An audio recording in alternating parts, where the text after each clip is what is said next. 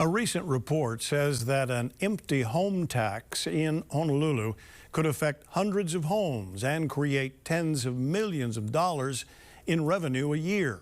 But it won't necessarily create more homes for Kama'aina to rent or own. Stephen Florino has details. Supporters of the proposed empty home tax say the need is clear. If our city leaders can send a message to say, look, we're in a crisis. Oahu is just not for sale anymore. I think that will be a big help. Ernst & Young recently completed a report at the city's request to look at how feasible the tax would be on Oahu.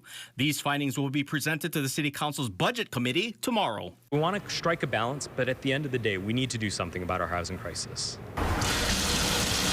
The report used water usage to determine if a home was vacant. It estimated that between 2 to 4% of the nearly 300,000 homes on Oahu are empty. When I walk around Kaka'ako and see at night and see all the lights that are off in those condos, I think to myself, well, gosh, getting those units into the hands of residents, either for sale or for rent, really can help. However, between 81 and 87% of those homes would be exempt.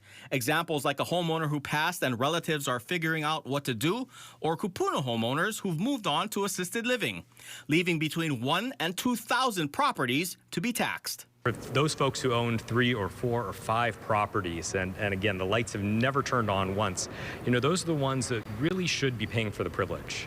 The proposal isn't set in stone yet, so the report had to look at 4 different scenarios based on exemptions and tax policy over a 10-year period. The report estimates that the tax could bring in, at minimum, $29 million a year, and at maximum, close to $55 million a year.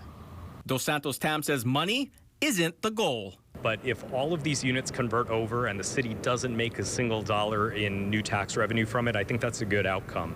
The report stated an empty homes tax is neither intended nor proven to address affordable housing issues by itself, because that's dependent on other factors like housing supply and costs. And it's my hope that whatever policy we adopt, whether it's an empty homes tax, a new tax class, whether it's some other thing, we can convert these units into something new. Stephen Florino, KHON2 News, working for Hawaii.